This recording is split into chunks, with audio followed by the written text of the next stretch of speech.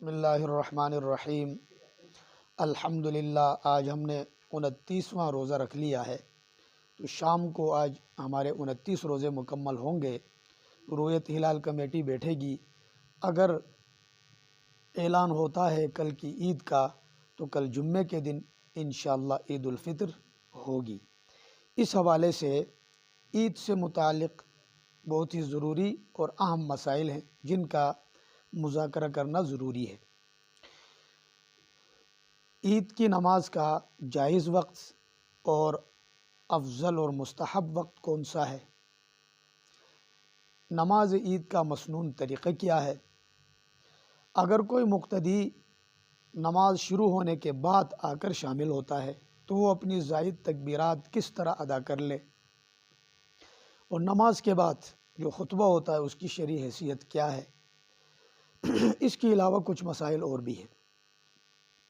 پہلی بات، نماز عید کا جائز جو وقت ہے وہ اشراق کا وقت جب شروع ہوتا ہے وہاں سے لے جا کر کے زوال سے پہلے پہلے تک، یہ پورا وقت عید کی نماز کا وقت، جائز وقت۔ ہاں البتہ اس میں مستحب اور افضل وقت عید الفطر کا تھوڑا سا تاخیر کے ساتھ اور عید الاضحیٰ کا تعجیل کے ساتھ، یعنی پہلے وقت میں ہی ادا کرنا۔ اشراق کا وقت جو ہی شروع ہو جائے، مثلا آج کل 5:35 پہ اشراق کا وقت شروع ہوتا ہے، تو ایک آدھ گھنٹے کے بعد مثلا 6:30 یہاں تک کہ 7 بجے 7:15 بجے تک یہ عید الفطر کی نماز کا افضل اور مستحب وقت ہے آج کل۔ اور عید الاضحیٰ کا جو ہی اشراق کا وقت داخل ہو جائے تو اس کے فوراً بعد کچھ وقت کے بعد ہی پڑھنا یہ افضل وقت ہے، اور اس کی وجہ بھی حضور علیہ الصلوۃ نے بیان فرمائی ہے۔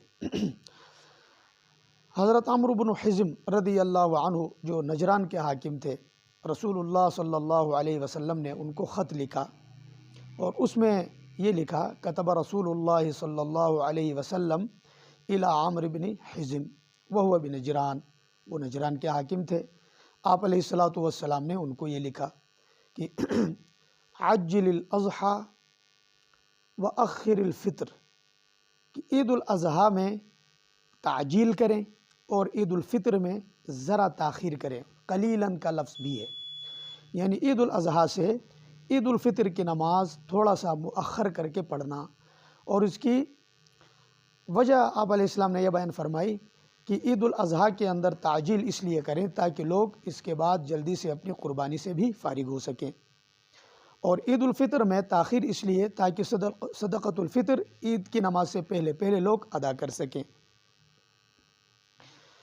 دوسرا مسئلہ، عید الفطر کا مسنون طریقہ کیا ہے؟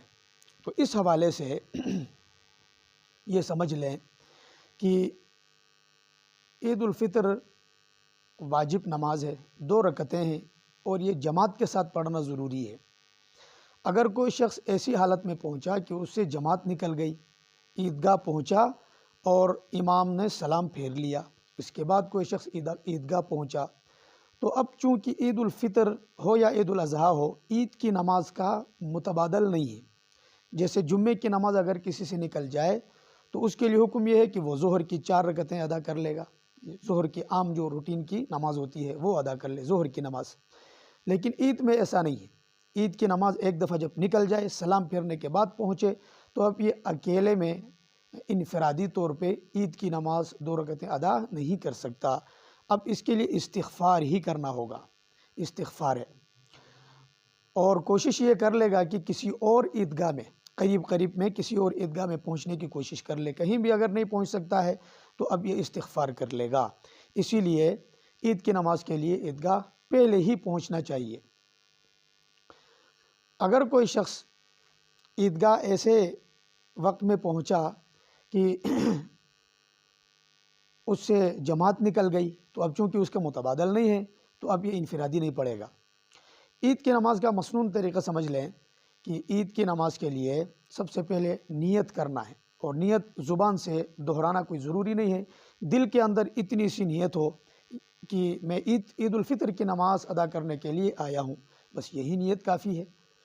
عید الفطر کی نماز ادا کرتا ہوں خاص اللہ کے لیے، اس حاضر امام کے پیچھے اللہ اکبر اتنا کہنے سے بھی ہو جائے گا۔ اگر کسی کو اس سے بھی تشفی نہیں ہوتی، اگر اس کو اطمینان قلب حاصل نہیں ہوتا، تو اس کے لیے یہ الفاظ بھی ہیں، یہ الفاظ، ان الفاظ کے ساتھ وہ نیت کر لے۔ عید الفطر کی 2 رکعت واجب نماز ادا کرتا ہوں خاص اللہ کے لیے، 6 زائد تکبیرات کے ساتھ، اس حاضر امام کے پیچھے منہ میرا خانہ کعبہ شریف کی طرف اللہ اکبر۔ یہ الفاظ بھی دہرا سکتا ہے، لیکن یہ الفاظ کوئی ضروری نہیں ہے۔ اس نیت کے کرنے کے بعد امام تکبیر تحریمہ کہے گا، تکبیر تحریمہ اللہ اکبر، تکبیر تحریمہ کہنے کے بعد میں یہ کھڑا ہو کر کے میں بتاؤں گا انشاءاللہ، کھڑے ہو کر کے میں بتاؤں گا کہ یہ مسنون طریقے۔ نیت کرنے کے بعد تکبیر تحریمہ ہوگی اللہ اکبر۔ اب پہلی رکعت میں امام صاحب ثنا پڑھے گا اور مقتدی بھی ساتھ ساتھ ثنا پڑھیں گے، سبحانک اللہم و بحمدک و تبارک اسمک و تعالی جدک ولا الہ غیرک۔ یہاں تک پڑھنے کے بعد 3 زائد تکبیرات ہوں گی پہلی رکعت میں قرأت سے پہلے، یہ بات یاد رکھ لیں، پہلی رکعت میں ثنا کے بعد قرأت سے پہلے 3 زائد تکبیرات ہوں گی، اور تینوں میں 2 تکبیرات میں ہاتھ چھوڑنا ہوگا، تیسری تکبیر میں ہاتھ باندھنا ہوگا، اس طرح اللہ اکبر، اللہ اکبر، اللہ اکبر، تیسری تکبیر میں ہاتھ باندھنا ہوگا۔ اس کے بعد امام صاحب قرأت کرے گا، اعوذ باللہ من الشیطان الرجیم، بسم اللہ الرحمن الرحیم، الحمدللہ رب العالمین، سورہ فاتحہ، اور اس کے بعد کوئی بھی سورت۔ اس کے بعد امام صاحب رکوع کرے گا، رکوع کے بعد سجدے ہوں گے، سجدوں کے بعد سیدھا کھڑا ہوگا دوسری رکعت کے لیے۔ اب دوسری رکعت میں امام صاحب یہاں پر دوسری رکعت میں ہے، دوسری رکعت میں پہلے قرأت ہوگی، امام صاحب قرأت کرے گا، مقتدی خاموش رہیں گے، قرأت سنیں گے، بسم اللہ الرحمن الرحیم، الحمدللہ رب العالمین، سورہ فاتحہ، اس کے بعد کوئی بھی سورت۔ اب رکوع میں جانے سے پہلے امام رکوع جانے سے پہلے 3 زائد تکبیرات کہے گا، ساتھ ساتھ مقتدی بھی کہہ لیں گے، اس طرح اللہ اکبر، اللہ اکبر، اللہ اکبر، چوتھی تکبیر میں رکوع اللہ اکبر۔ دوسری رکعت میں جو زائد تکبیرات ہوں گی 3، تینوں میں کانوں تک ہاتھ اٹھانے کے بعد ہاتھ چھوڑنے ہیں تینوں تکبیرات میں، اور چوتھی تکبیر میں رکوع میں جانا ہے۔ پھر عام روٹین کی جو نماز ہوتی ہے اسی طرح کی نماز ہوگی، رکوع ہوں گے، رکوع کے بعد سجدے ہوں گے، سجدوں کے بعد اتحیات، درود شریف، دعائیں، اور اس کے بعد سلام۔ یہ مسنون طریقہ ہے عید کی نماز کا۔ اب ایک مقتدی